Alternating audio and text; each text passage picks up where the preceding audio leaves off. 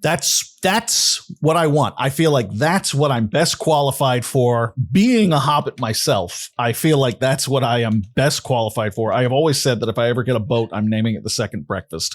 Like I know this world, damn it. And you, come on, Black Library, trust me with your precious cargo.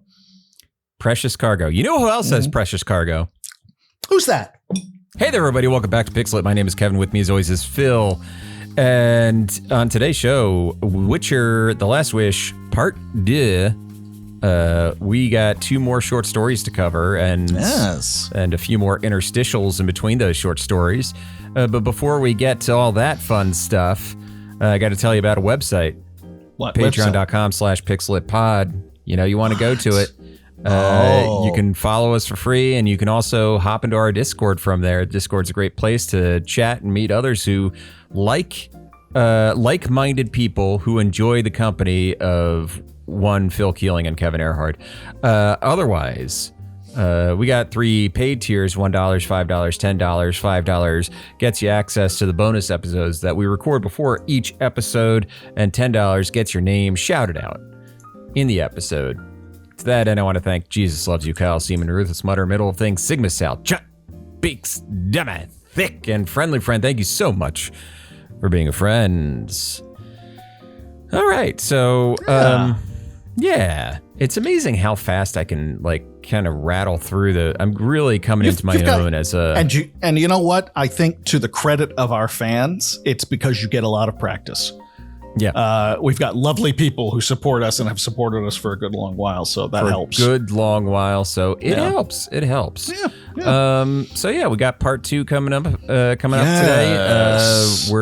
And you might recognize if you've seen. So that's the thing. If you've watched The Witcher, the Netflix series, a lot of these stories gonna seem familiar because so far, I believe all of them were in season 1. See, I never watched the show.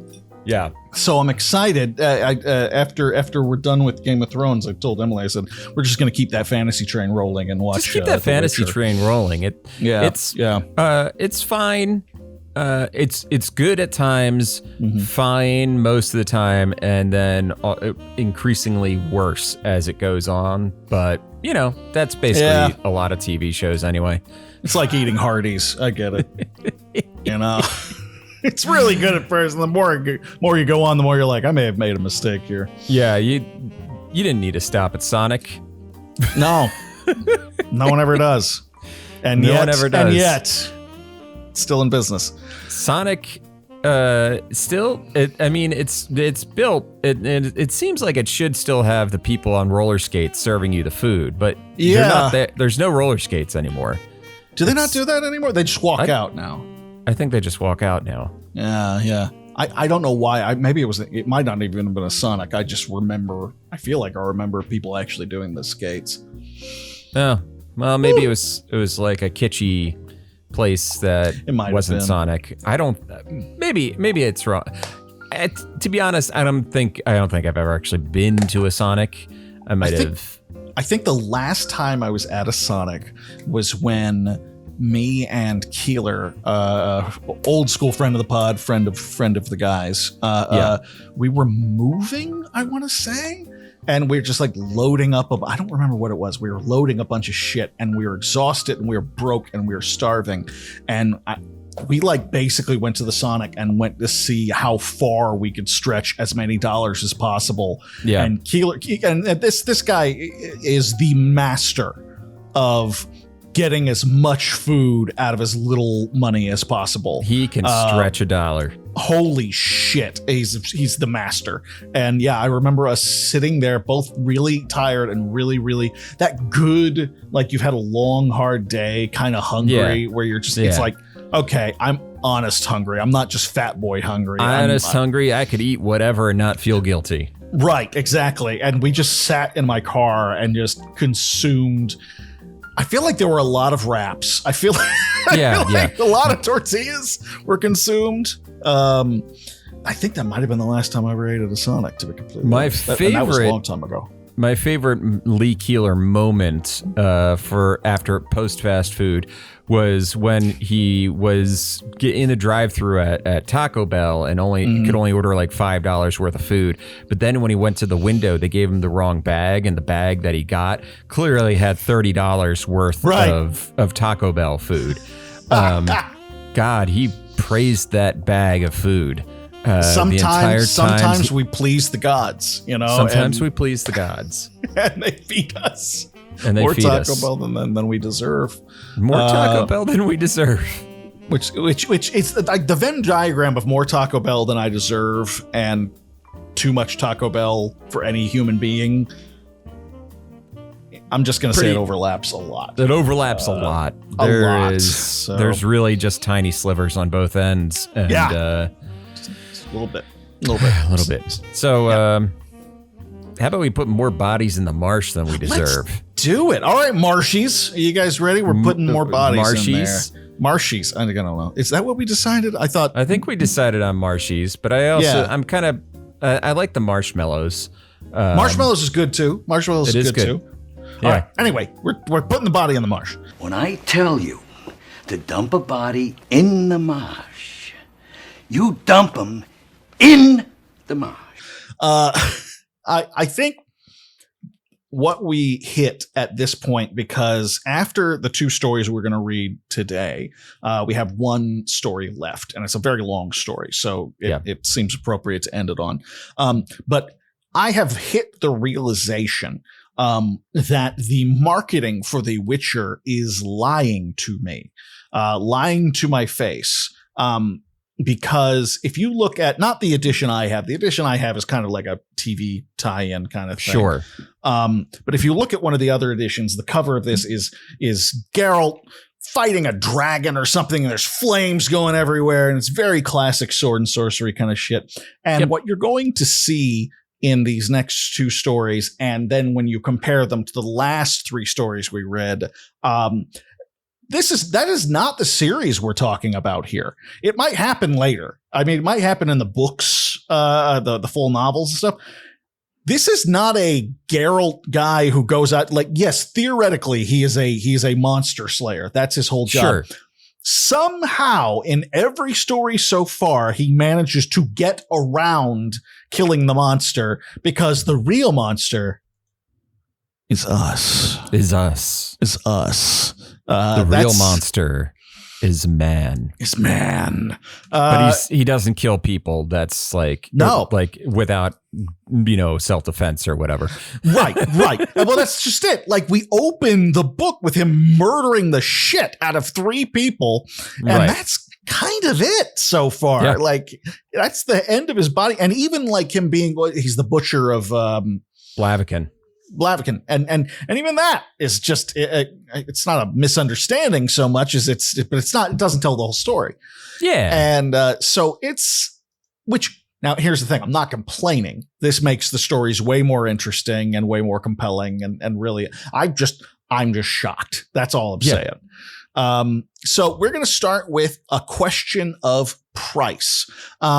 This one starts out, this kind of made me think of your classic D&D game where you've got your grubby hero, and he is basically being cleaned and washed and shaved, and he has been invited to a ball at this royal family's castle. Your murder hobo has been put in an on-the-rails experience by the DM, and the DM is not taking any shit right now.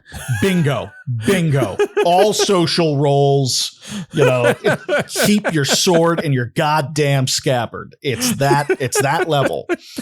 And so he is being given they're playing real fast and loose with why they're hiring him. He's asking questions, what do you want? Need you. We just trust us. We just We're need shaving you. your face. Just trust us. We just need you. And he's all right, fine, because he's going to get paid, so whatever. And he's been given this backstory. They give him a new name and a backstory. You're this other guy, see, and that doesn't last very long. It doesn't go. You're very from far. this place, and Geralt's like, I've never heard of that place, and he's like, it's very far away. Yeah, it's like cool. It's like, don't worry, no one else has. So no big deal. He ends up at this party and he's sitting next to the queen, Queen Calenthe, I want to say is how. Yeah, Queen Calenthe. Yeah. Calenthe. All right. So he's sitting next to her and we get, once again, this sounds like I'm putting it down, but it's very compelling. A long-winded kind of philosophical conversation. It's more of a Geralt spends more time battling with words, than swords. Mm-hmm. And this is a great example because the whole discussion is about what does a witcher do. And he seems to think that you just because the idea is that her daughter, they want to marry her off to this important family. It'll create somebody an alliance. from Skellige. Yeah. Skellige. Yeah. And we need to create this alliance. And I feel like there's going to be trouble. And he's like, you misunderstand. I'm not a hired assassin. Like, that's not what I do. I kill monsters. Right. And she's very coy with the whole situation. She says, no, trust me. This is a monster you're going to deal with. Don't worry about it. You're going to deal with this. So, and we meet all kinds of weird characters. Kudkudak, who is this bizarre man who does animal impressions. Yep. That's his whole thing. He will do random, very specific animal impressions to entertain everybody else throughout this story, throughout the whole thing. Yeah. Bird at calls one point, and, he's talking about he's doing an impression of a parrot or something like that, and Geralt's like, I don't know what that is. right. Everyone else seems to be having a blast with it though, and it's a very fish out of water kind of thing. Everyone's laughing their tits off, and Geralt's like, I don't want to be here. So it really is. It's just the rich people making merry and Geralt being uncomfortable. And the princess shows up. Exceedingly poor Geralt being very uncomfortable. Right. Exactly. It truly is. It's murder hobo trying to schmooze. And he doesn't have his bard with him yet. So he's kind of on his own on here. So the princess shows up and we get to see her. She's very kind of standoffish and reserved. We also meet the Skellige man who is supposed to be her husband. He's this kind of, they're all kind of brash, shitty dudes, like dude bro kind of guys. So they're basically trying to figure out who's going to be married off to her, essentially. So at a certain point in the evening, this knight walks in and he's wearing full plate armor. It's you know what? Let's keep the Warhammer references going. It's full chaos regalia. It's just spikes on spikes. Yep. It just like if you hugged him, you would die. Which might be the point.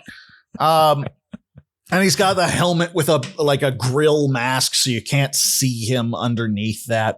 And it actually made me think a lot of the Green Knight in a way. Have you seen that one? Have you seen the Green Knight? I haven't, but it has what's his name in it? Dev Patel, right? Oh, yes, it does. Beautiful, beautiful man. He's a beautiful man. I'm straight, but not stupid. That's and Dev Patel's in that category. I want to rent the other movie that just came out recently on demand, which is the Monkey Man one. Yeah, that was pretty good. That was pretty good. You saw it? Okay. Yeah, that was pretty good. It was a little deeper than we expected it to be, but when you come down to it, it was still a really solid, action kind of movie, John Wick kind of thing. Yeah. It was cool. It feels like he's been around forever. He's only 35. I think the first time I ever noticed him was Green Knight, but the same year he did that Charles Dickens thing, right? He did another movie that same year, which I still haven't seen. So it's like a couple years earlier, he did David Copperfield. Was it a couple of years earlier? Okay, it felt like they came out at the same time. And so wait, he was 18 in Slumdog Millionaire. Oh, see, I never watched Slumdog Millionaire. I didn't realize that was him. Okay. That would explain it then. Yeah, I never saw that movie. Right. And now I still don't want to. Actually, I was about to say now maybe I kind of want. No, I still don't. I don't really care. No interest in that movie. So yes. So if you remember the Green Knight, you've got the eponymous Green Knight showing up during a big collection of the Knights of the Round Table and King Arthur and everything, and it causes a stir. It's very similar. It's got a similar vibe. Okay. So he shows up and explains that he saved the queen's dead husband, the former king. He saved his life, and that the king offered him a reward. He said, ask me for anything you want. And the knight says, well, I want to marry your daughter when she's of age, when it's appropriate and everything like that. Well, yeah, and it's very specific. And this is something that comes up later.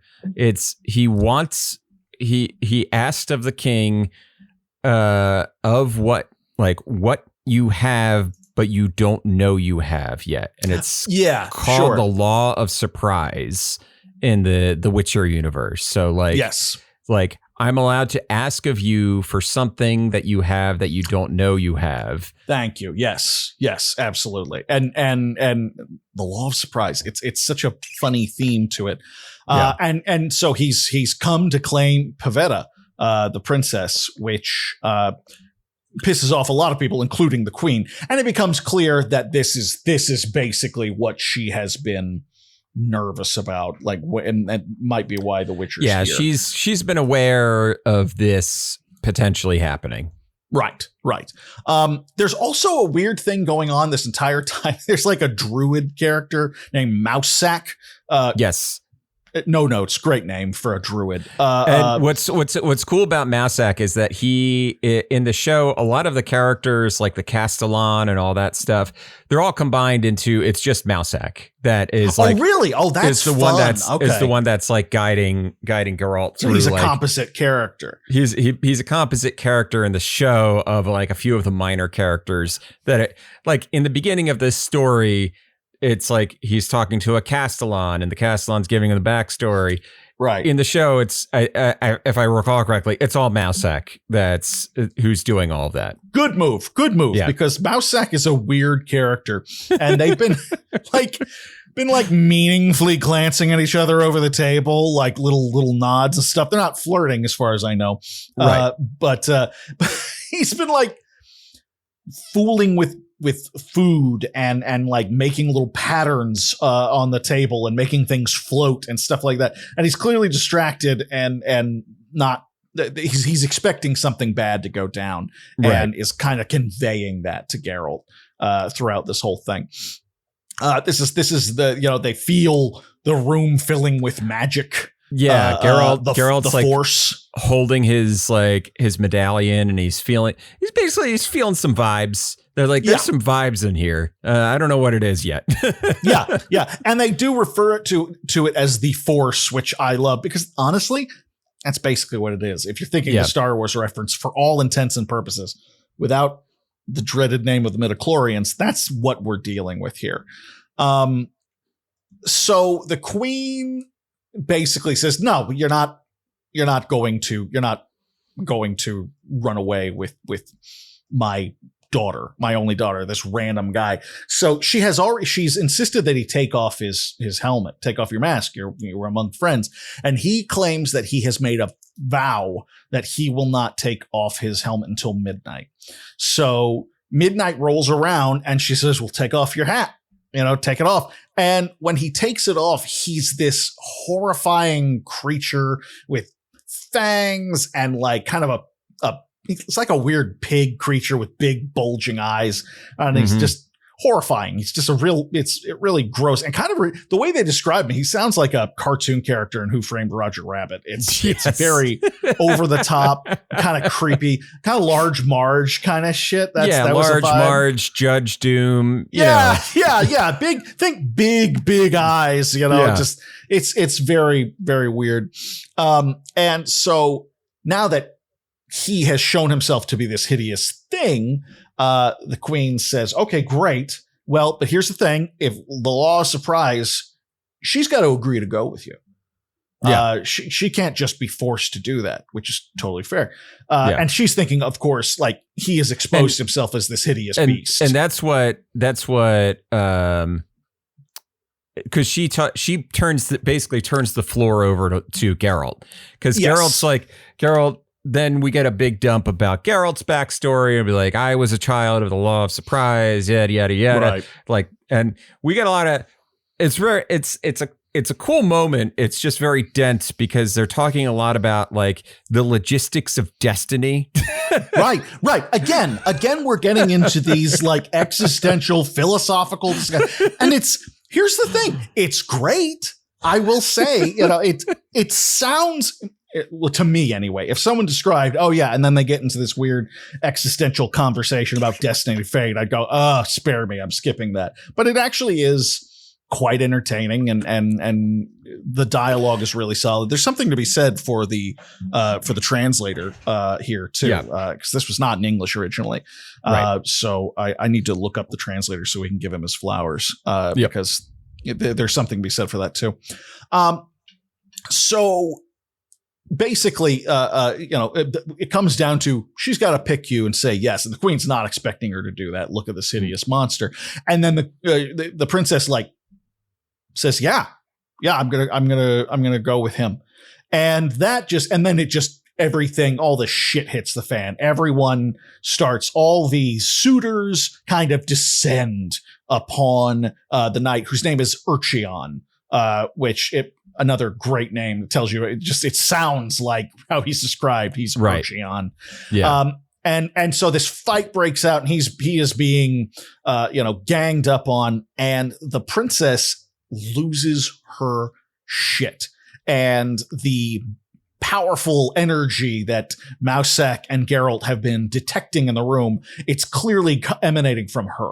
And she just fucking just explodes, just zools all over this place. And she goes full Tetsuo. Yes, absolutely. Just flinging things around like unbridled telekinesis. Things are getting thrown. People are getting thrown around. And it's like, oh, we got to do something about this. Like, she's going to get everyone killed. And so, Mousak and Geralt kind of like focus their magical ability on her and just kind of snap her out of it, basically, after some time.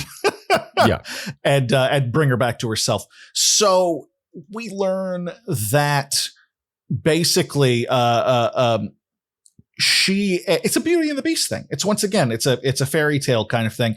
And she and the knight have been speaking, on the down low for like a year at this point. And they've fallen in love with each other, and she's been waiting for him to show up, and the queen's like, yeah, fine, fuck it. It's like, take her. Okay, great. If that makes her happy, that's fine. So and then we get the queen proposed to, like, one of the guys from Skellige is like, well, let's hook up, and the queen's like, yeah, fuck it. Yeah, fine. You wanted an alliance? We can get married. Doesn't have to be her. We can get married. I don't have a husband. He's dead. Right. Everyone gets what they want. So it's pretty great. I think one of the fun details about this is like, so something you're probably about to point out was hinted at early on when Geralt says, well, a virgin shouldn't be able to use the Force. Right. Oh, really? Yeah. Oh, okay. Ace Ventura too. Like, they can tell that. Yeah. So we get a happy ending, and we get the happy couple basically saying to Geralt, like, thank you for your help and everything like that, and we'll what do you want in return? And he invokes the law of surprise. That which you have but you don't know, and because it turns out she's pregnant, and he says and he requests, all right, raise the kid as a witcher, make him into a witcher. And that's the story. Yeah. Terrific story. It's an amazing little story. I love all the little details where like Geralt is, he actually, there's a moment where he gives them an out because he knows what he's about to ask them. He goes, because they're like, what do you want? And he's like, I'm going to have to stop you and have you ask me that again. Like, it's like, so that it like everybody hears it. Like everyone, we got witnesses. We got witnesses. They asked me what I want. Ask me again. What do you want? Law of surprise. And Urchion, whose actual name is Dooney. Dooney. Yeah, Dooney is like, it's way better than Urchion, to be completely honest. By the way, is now transformed back into a man. Right. Yes. Which is a disappointment to most women that I know these days. There's so many monster fuckers these days. It's unreal. Well, that's what's the little details, like Queen Calanthe setting the clock forward an hour so that it strikes at midnight an hour early, so that when he takes off his helmet and reveals himself to be a monster, little stuff like it's like all these little fun little details in the story. It's intricate in a way that is surprising. Like when you read about this author and they're like, yes, he's very influenced by fairy tales and and you go, okay, great, this will be a fun little story. No, these are very intricate, thoughtful. I would say, because I compared him to Conan when we first started reading these. I think he has more in common with like Sherlock Holmes, so like a character like that. He's way more clever than anything else. He'll get in there and kill somebody if he's got to, but he really tries to avoid it, and he can work his way around it. And let me tell you, clever guy. He fucking loves cocaine. Oh, I bet. Oh God. Well, that's why his hair's white. You do that enough. You do it enough. It is known. And that new there's that new show Watson with Morris Chestnut playing John Watson. It's after It's set after Reichenbach falls. Holmes is dead. And Watson has a TBI, traumatic brain injury, from like jumping down into the falls after Holmes and Moriarty. But I just, in one of the last episodes of the season, he refers to his friend, he refers to Sherlock. He's like, I only know this because of a friend of mine who is really into cocaine. That's awesome. That's good. The side note, the voice of Sherlock in Watson's mind when he like has like thought about Sherlock occasionally. Matt Berry. Oh, that's perfect. Come on. We've never seen him, but we've heard Watson. One of the great voices. What a great voice. Oh my God. And Randall Park plays Moriarty in season 1. Yeah. Nice. Oh, that's good. That's way better than the BBC Sherlock. And I haven't even seen it. Okay, so that's the end of Question of Price, and we cut back to the voice of reason, the interstitial pieces. And this is where we meet my favorite character, Dandelion. I love Dandelion. What's funny is, so I'm listening to the audio version, right? Mm-hmm. Do you know how they say Dandelion in the audio version? No. Dandelion. Dandelion? Yeah. That's so funny. It's so clearly Dandelion. I know. And that's so funny. And in the original, so in the show, they call him by the name he goes by in the original translation, which is Jaskier. Okay. So they don't use the Dandelion. I'm gonna be honest. I've gotta be honest. I feel like they're missing out on something, because Dandelion is a great name for this character. He's a dandy. Yeah, he's a dandy. He is bright and colorful, but ultimately a weed. He is a pain in the ass.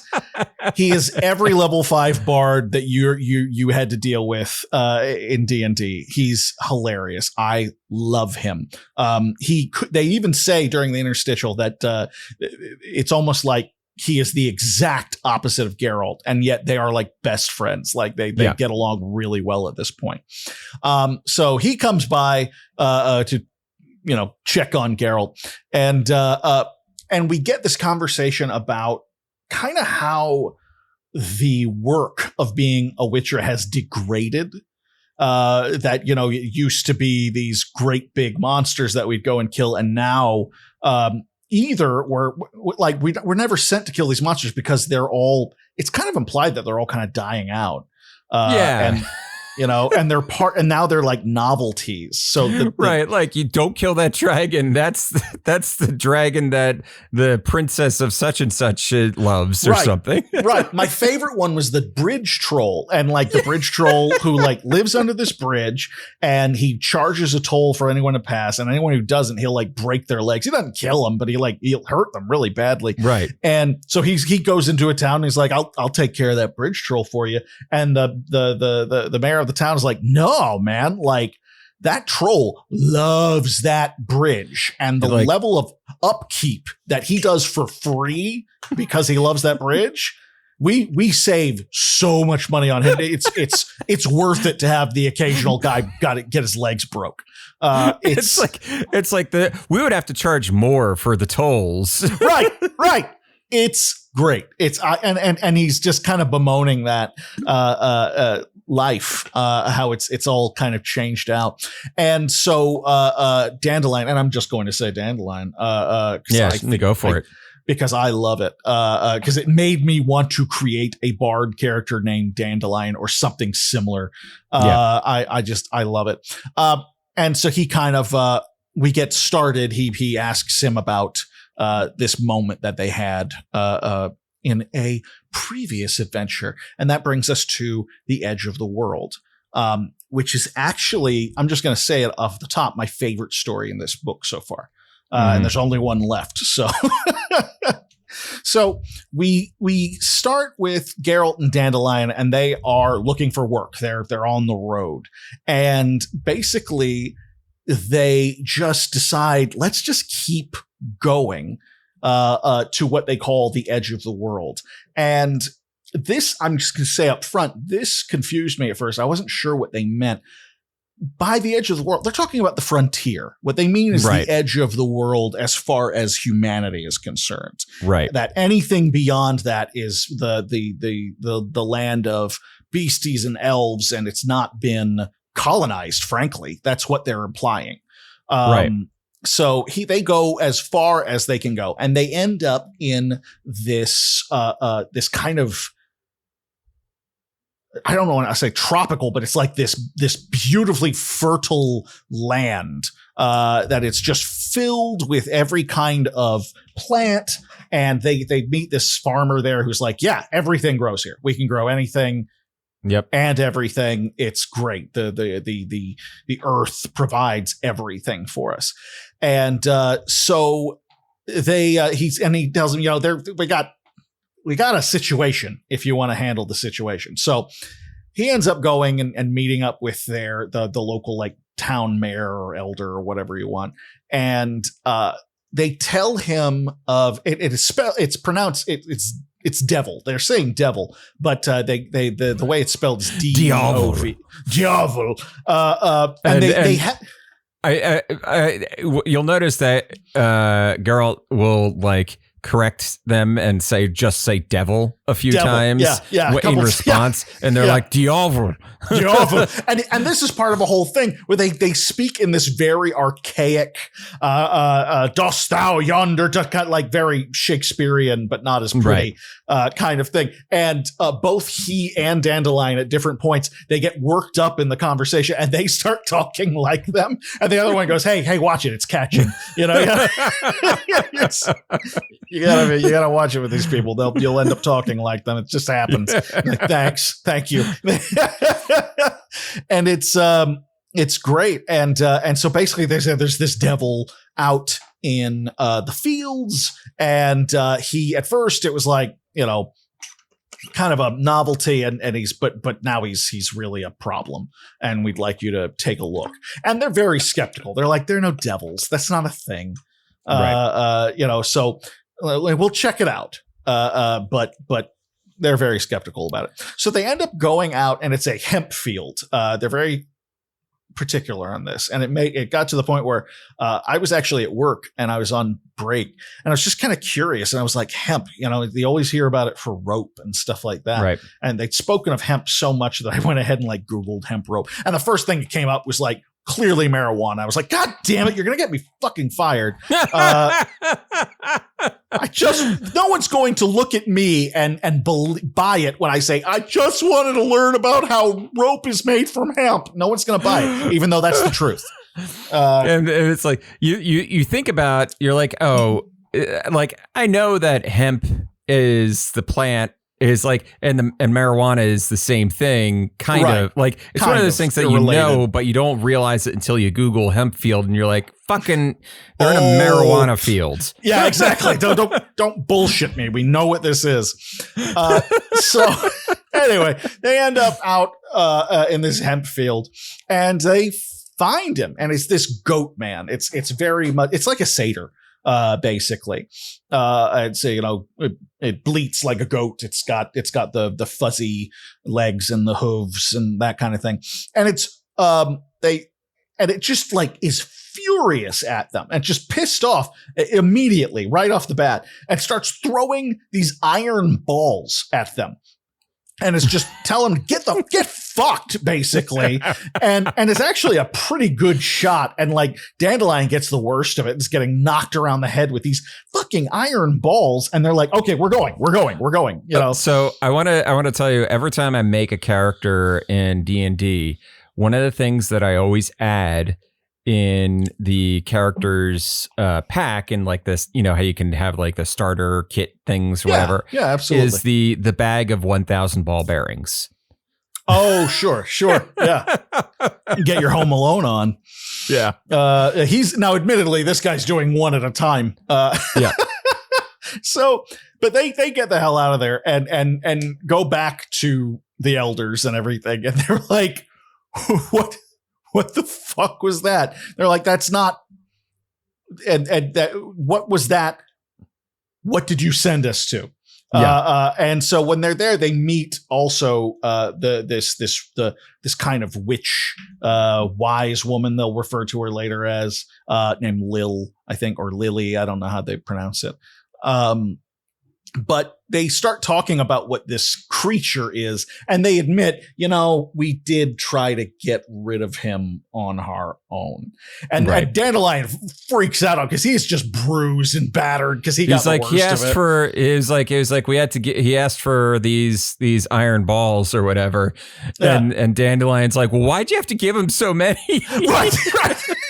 Because they have this, and I loved this. This is what kind of sank me into it. They have this great big old book that has been passed down in their village since time immemorial, and it has certain, it's written in the common tongue in a lot of it, but then it has these ancient runes in there, and the wise women of the village are trained not to read the runes, but commit to memory what each runic section says. So they've got this other wise woman, this older woman who seems to be kind of like training Lily, if you will. And they're like, okay, so what does this say? What does this say? And she just is reciting it from memory. She's not reading it. And they come to an illustration that's very clearly the devil that they went to. And they find out that it's what they call a sylvan. It's a faun. And so it has instructions on how to get rid of this faun. And I love them. So what you do is you go out to where the faun is, and you go out there with a bunch of stuff, and you go out and you just hang out, sit under a tree, start eating some nuts, and get yourself a bag full of nuts, start eating some nuts. And the sylvan's going to be real interested and go, ooh, can I have some of those nuts? And so you go, yeah, sure. And you hand him a bag of iron balls. He'd try to bite those and break all his teeth off and go, oh God, and just be pissed. And then you start to eat, then you eat some honey, and he gets all interested in the honey. And so he, can I have some of that honey? And you go, oh yeah, sure. And you hand him it's like a sack of pine resin or something like that. Yeah, it's birch like, tar. Disgusting. Yeah. Birch tar. That's what it is. And he's like, just, oh God, it's disgusting. And then finally you start eating some goat cheese. And he goes, oh, can I have some of that goat cheese? And you hand him soap. And by the soap, he'll go, fuck this, I'm out. And he should leave. That's the cure-all. I love this so much. This is such a great folksy thing, like it's very, Celtic fairy tales, like the little people, and how do you handle with the fae? This is where Dandelion flips out. Is like, and who told you to give him so many? It stands written in the book, one fistful to take. Yet ye gaveth of balls a sackful. Ye furnished him with ammunition for 2 years. The fools ye be. And that's when Geralt goes, careful, you're starting to fall into their jargon. You're starting to sound like them. Yeah. Dandelion's, thank you. It's great. And that's exactly what happened. They just fucked it up because they overdid it with the iron balls. They armed him is what basically it came down to. So they also have read in there there's also a wonderful moment where they find an illustration of this terrible, horrifying looking creature with a monster and a sword. And they're like, this is a witcher. And sometimes you're gonna have to deal with the Witcher to help get rid of the monsters. Don't touch the Witchers, and don't pay them any more than the following prices. And it's clear that that inflation has taken hold since then. And Geralt tells him, like, look, I'm going to help you, but if you think I'm going to do this for the fucking amount of money that you're putting in there, you're out of your minds.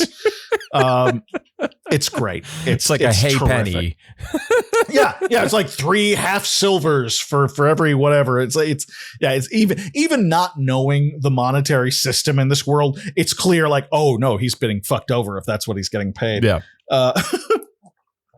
So we cut to Geralt going back out to the hemp fields, and he's going to try and outsmart the Sylvan, and the Sylvan's fantastic. Another really great character because he's so open about what he's about.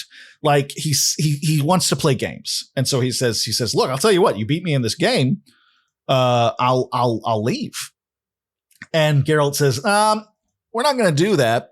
What if we did this game instead?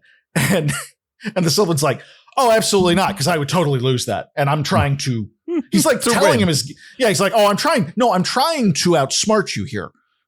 So I'm not going to do that. I wouldn't win if I did that. It's very blatant and hilarious. Yeah. And so Geralt plays this, and he says, all right, we're going to play a game. And it's essentially one of us always tells the truth and one of us always lies. But it's don't do unto others what you would not have them do to you. It's just this. It starts out as like kind of a wordplay trickery kind of thing, and then it just immediately turns into a fight. And him just trying to, he literally is just like, we're just going to drag you out. I'm going to drag you out of these fucking woods. And he's grabbing him by his goat hooves, and he's just kicking him off and kicking him in the head, kicking him in the temple. And eventually he hears a horse. And I guess it's been part of his plan. The Dandelion's going to come in and help take care of the situation. It is not Dandelion. And he ends up getting conked on the head. Knocked the fuck out. He wakes up and he has been tied up and hears people speaking the old language. It's like Elvish. And it's very similar to, and I had a hunch when you look at some of the words they use, and it's very clearly influenced by like Gaelic and Gallic and like all kinds of different Celtic languages and that sort of thing, which is really very interesting. So basically, it's heavily implied that we're talking with elves here. Right. So he recognizes one of the voices. It's clearly his goat friend who he just got done wrestling with, who's Torque. His name's Torque. And then he's talking to a bunch of other elves, and it's clear basically that they have set up a deal. That Torque is out there trying to learn stuff about farming, and gather up seeds and vegetables and whatever he can get to help them out, because at this point we're not sure that we're not clear on what's going on, but the elves are in dire straits. Right. Torque, great name for a goat man. Great name, great character. I really like him a lot. So he wakes up and he hears Dandelion shouting at them, and he gets a good look, and Dandelion has also been tied up. So the elves, it's clear that they're awake, the elves come in and just talk shit about the humans. They break Dandelion's loot. It's heartbreaking. It really, really hurts him. And Geralt just like, he plays this. He's like, yeah, come a little closer. Come a little closer. Sure. Yeah. Come a little closer. And then when they're within range, he just headbutts the shit out of one of them and just gets into a fight. And the big boss elf shows up. Imagine Daenerys Targaryen, but a boy. It's just the pale, beautiful horse with the pale, beautiful rider.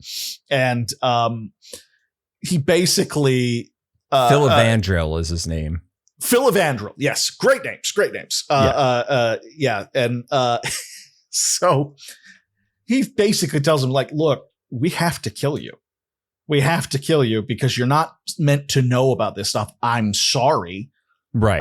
I'm not really. And Geralt kind of accuses him and says, you're pissed off. You're filled with rage because the humanity took your land. This was once your land. And we learn a lot about the background of the elves, that elves never had to farm, and they don't know how to do it, because they were basically in league with the woods themselves, with the goddess of the forest, and that they just offered them their fruit and their vegetables and that sort of thing, based on the fact that they loved the elves, and that humans essentially kind of strong arm their way into the fruits of nature through farming and that sort of thing, which is a really interesting way to look at it. Right. It's basically the difference between foraging and agriculture. It's very, very interesting. So it's become clear that and he says, yeah, you're not supposed to know about any of this. We're going to have to kill you. Right. So we get a tense moment with it's actually hilarious because Geralt is just kind of, I don't know how much of this is Geralt actually meaning what he says and staring down death, or somehow knowing that something's going to work out. But Geralt is just like, yeah, this is how it's going to go. This is how it's going to go. Then do it. Shut the fuck up. Stop talking and kill me. It. Yeah, do it. Yeah. And Dandelion goes through the 5 stages of grief very quickly. And basically it's just like, Geralt is also like, the way Geralt is talking in this section, it's like he's like a right-wing podcaster almost. The way he's like talking about the elves being like, oh, like, you lost or whatever. He's like, shut the fuck up, stop whining that you've been he's like, stop whining that you've been colonized or whatever. Right. Like, yeah. He's being very aggressive. You kind of want to go, shut up. Yeah. And when Dandelion comes to realize that he starts, Geralt tries to do Dandelion a favor, and he says, just let him go. Just let him go. He's not going to do shit. Look at that guy. Look at who you're dealing. He's wearing a lilac tunic. He's not going. Yeah. He's no threat to you. I'm the threat. Yeah. Just let him go. And Dandelion's like, fuck you. The moment I get out, if you let me go, I'm going to go tell everybody about this shit. I'm going to murder everyone. I'm going to tell a whole story about you guys, and everyone's going to come up and kill you. Geralt's like, you're an idiot. You fucking idiot. So they're poised for death. And just in that moment, the goddess, Dana Medbe, who is like the goddess of the harvest and fields and that sort of thing, shows up. And it's clear that that's who Lily was. And we do, I skipped over it a little bit, but there's talk of like the wise women in these towns and how when royalty, who runs the town technically, they are afraid of these women. And so they tend to have them executed, and so, but the villagers listen to them and believe them and trust in them, and so keep them secret. And it's become clear that Lily's more than just that. She was an avatar of this goddess, and so she shows up, and the elves just bow before her. Right. And while they're doing that, and they're communicating like telepathically. Yeah. And while they're doing that, Torque, who has been the entire time going like, please don't kill these guys. These guys are cool. They're all right. Like, he just got done getting into a fist fight with Geralt. He's like, these guys are okay, though. But it's Torque knows what's up. He's like, show us. So what? We got into a fucking fight. It's right. We no were big having deal. fun. We're having a good time. And it's terrific. It's another thing that makes me go, I fucking love this character. And he says, we're just having a scrap. It was no big deal. Yeah. And so he takes his opportunity and cuts Geralt and Dandelion free. And they're about and Geralt, this is fantastic. Dandelion has passed out, and Torque says, what should we do about him? What shall we do about him? And he goes, how about you slap him around a little bit? And he goes, yeah, you got it. Wakes him up, slaps him around. The elves have received their communication. Whatever is said has influenced them to move on and let these people go.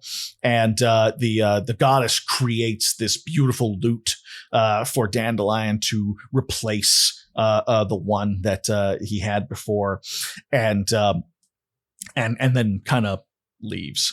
And the elves, the head of the elves, Philavandrel, they have this discussion where they talk about, and he says, you know what, I thought about it, and you're right. This is stupid. I'm going to let you guys go. But they had talked about how one day they would meet in the middle. Like when we finally meet, it'll be when the elves have finally had enough and they come down to fight the humans in a final all-out battle. And so Philavandrel says, like, I hope that when that day comes, you don't disappoint me and that you're there. And Geralt says, I'll try. It's pretty cool. So, and finally, we end with them, and then Philavandrel and Geralt do the handshake from fucking Predator. And just boom, just unnecessarily huge muscles. So, and the story ends with them surrounding a campfire and just kind of like Geralt's like reading to them from the book that they've taken from this town. And it's just like, okay, well, we've got more adventures to do. I wonder where we're going to end up next. It's that kind of ending. Right. And on that note, that's as far as we're going tonight. And I just love the fact that Dandelion and Torque are playing music together as they travel down the road too.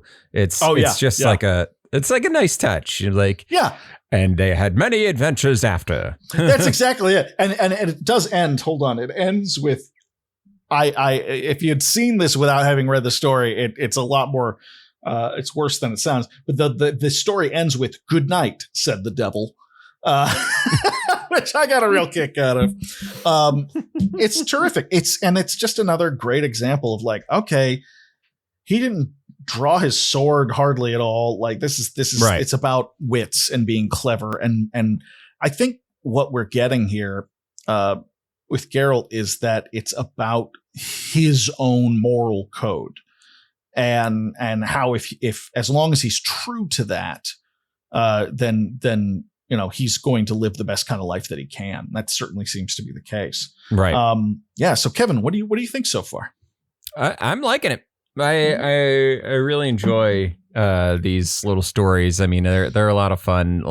Geralt is mostly doing battles of wits in these two, as opposed to like the first couple had more, straight up fights. These two are just like he knocks a girl out when she starts using the Force to destroy a party, and he gets into a little bit of a scrap with Sylvan. He gets in a wrestling match with him. It's all very it's fun, isn't it? Yeah. It's just fun. Yeah. I think it's terrific that I'm actually reading these while I'm watching Game of Thrones, because whereas Game of Thrones takes itself so goddamn seriously on every little thing, which is fine. That's what they're aiming for. This is kind of the opposite. There's a silliness here. There is an inherent silliness to stories and to the way the characters react to things. Like, there's Geralt can be kind of funny with the way he deals with things, and him playing. He's great. Him playing off Dandelion is also just absolutely hilarious. It's the best. I love their dynamic. I love everything about it. So yeah, I'm with you 100% of the way.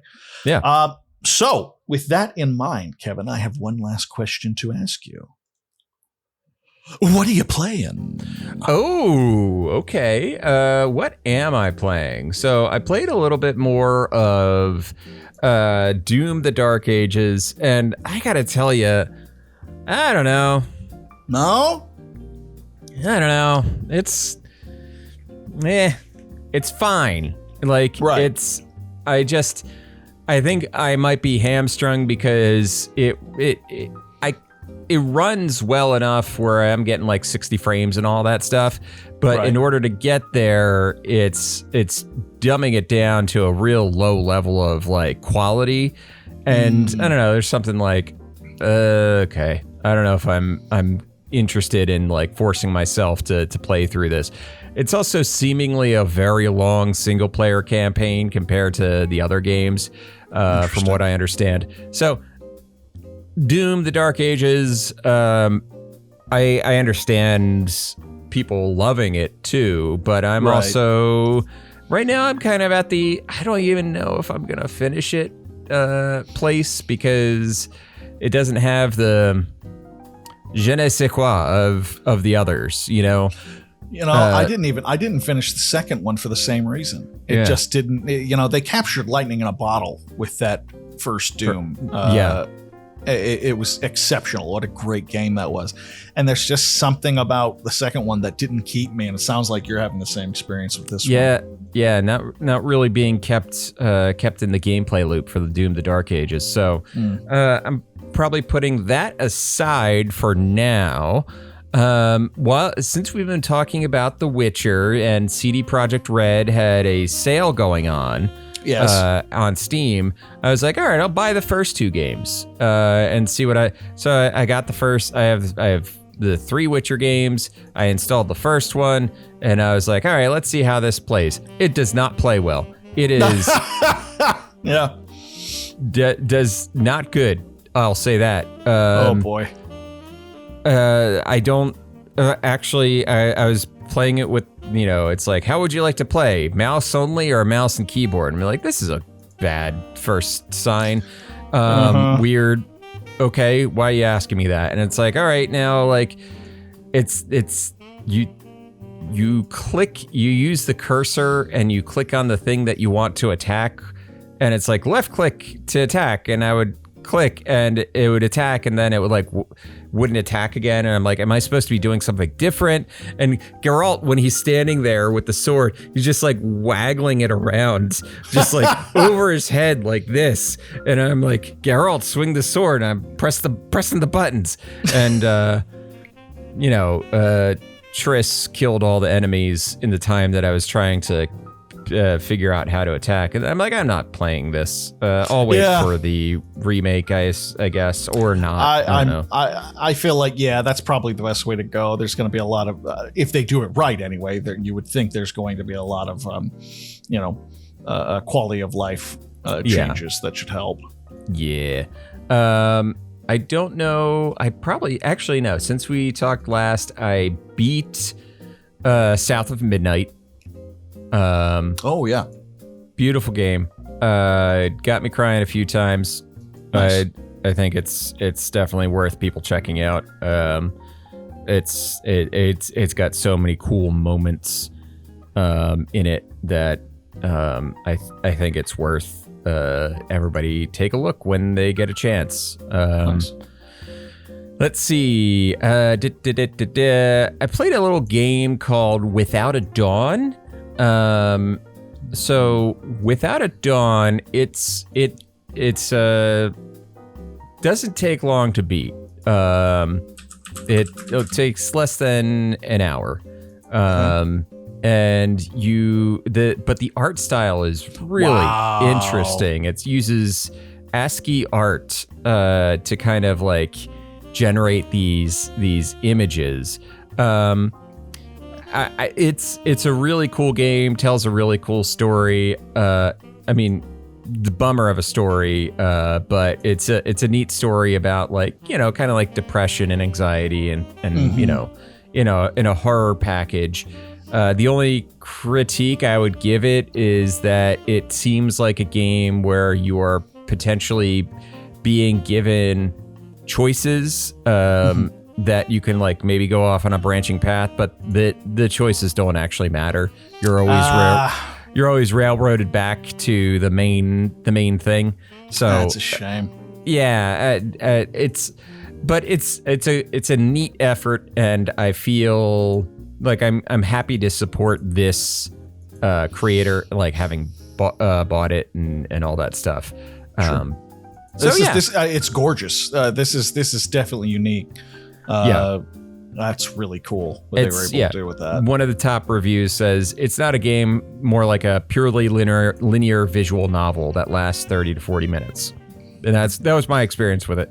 And yeah, I agree, but it's still pretty cool. Nice. And one other thing I've been playing, and I'm surprised that this got me, that this sucked me in, is Monster Train 2. Okay. So it's a roguelike deck builder, you know, it's kind of Slay the Spire-ish type stuff. You are in a train, your characters are sending a train full of soldiers, like angels and demons who are working together to break into heaven and kill a god angel named Seraph, who has fallen in with the Titans. This is a cool art style. And the Titans are like, basically, outer gods. Like it's basically the Earth Celestials trying to take care of Earth business, and the outer gods have kind of gotten in the way.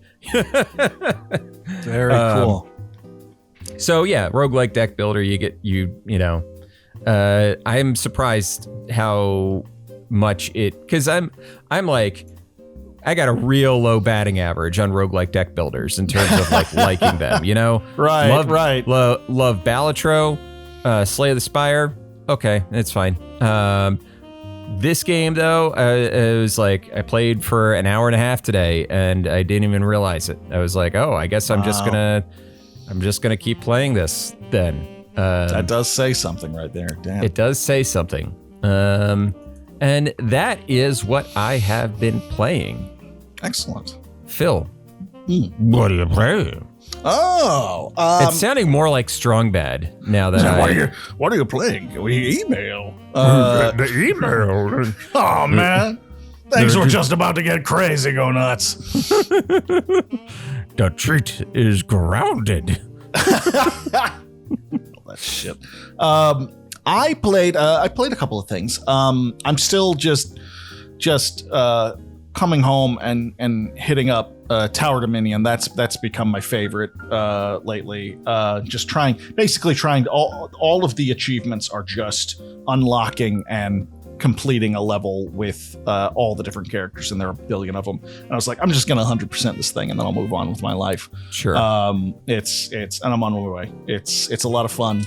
I'm really enjoying it. I played a demo for a game called Chorus of Carcosa. This is. Gee, I wonder what that one's about. Right. It's a very janky horror adventure kind of thing. it's got a lot of influences from the King in Yellow, and I will give them full credit.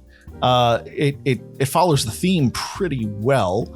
It has voice acted, full voice acting. It has good atmosphere. It's got some very standard issue indie jank where it's like clear they're trying to create this epic atmosphere but they just don't have the resources to do that, and as a result it's not bad. It's just that there's kind of you get a look behind the curtain every now and then, and it's just not as good as it could have been. The demo was interesting. I didn't it was fine. I played it for 30 minutes. It had some good scary moments, some classic like literally in the dark moments, which I admired. Right.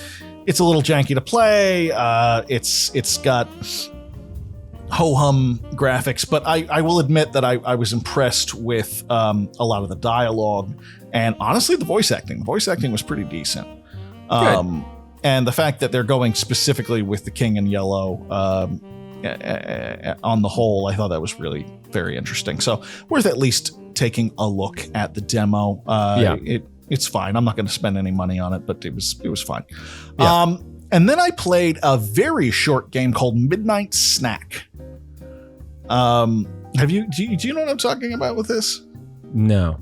This is a weird goddamn game. I know, big shock. It is free. It took me 10 minutes to play and beat. It has 4 achievements. It is kind of genius in its own weird way. It is a horror game. It's a first-person horror game. I'm looking at it right now. Yeah.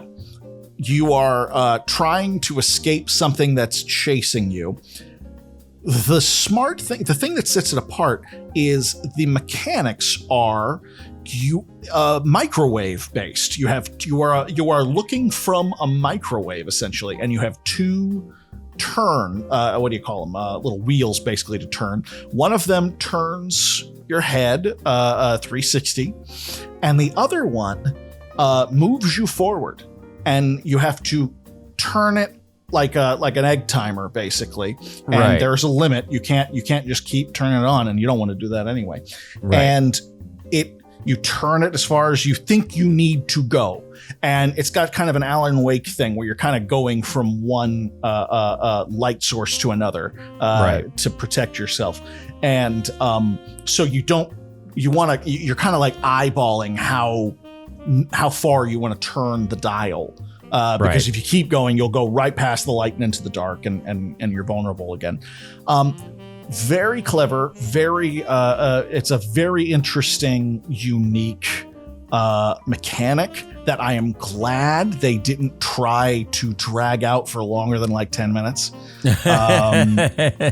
This would not have worked even in like an hour-long game or something like that. They were like, no, this is 10 minutes, maybe 15, depending on how much you take to it. It's got good spookiness. It's got good atmosphere. The graphic style is nice and retro, and it's free, and there's some really clever stuff in there. It's another example of I've been finding these a lot where it's like, okay, it's by Desboard Games, and this is the only thing they've ever done, and it's like, okay, you know what? Following you. I want to see what's next, because it had just enough of a clever bite to it. Just enough to set it apart from the usual crap, and not even crap. Like I'll do a great example is comparing it to Chorus of Carcosa. There was nothing theoretically wrong with Chorus of Carcosa. It was a little janky. It's a little, that's it. It's just that it's doing the same fucking thing you've seen every indie horror game do. It's just a lot of the same tropes of psychological horror and the same kind of scares, the same kind of spooky things, and ultimately, like, why I could just play a better version of this, if I wanted to. Midnight Snack is not as scary. It doesn't have it, but it has its own sense of atmosphere, and it's going for something very specific. And So 10 minutes of this free game is enough for me to go, I want to see what else they're doing. I want to see what else they're going to do, because that was a clever idea, and that's enough for me. I think that's great. So yeah, Midnight Snack. Check it out. It's free. It took like 10 minutes to play. Already added it to the thing, to my library. Yeah, pretty cool stuff. I think you'll like it. So yeah, that's what I've been playing. Yeah, awesome.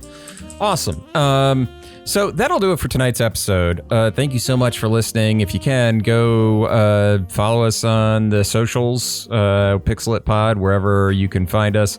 Like us on Instagram, like us in real life. If you see us in real life, just like look at us right in the eye and say, hey, I like you. I like you. And that'll be more, that's like worth 10,000 likes on Instagram or Facebook or whatever. But I can't remember the exchange rate actually of it gets complicated, digital especially likes. With inflation. Inflation. Yeah. That's actually my question of the night, Phil. How do I exchange these? Did you get these Doge bucks from Elon in the mail? How do I turn those into actual currency? What's the deal with those? Sending them. I think the best bet is it's Elon. So what you're gonna do first is grab yourself the nearest book you can find on the history of apartheid, and then you're gonna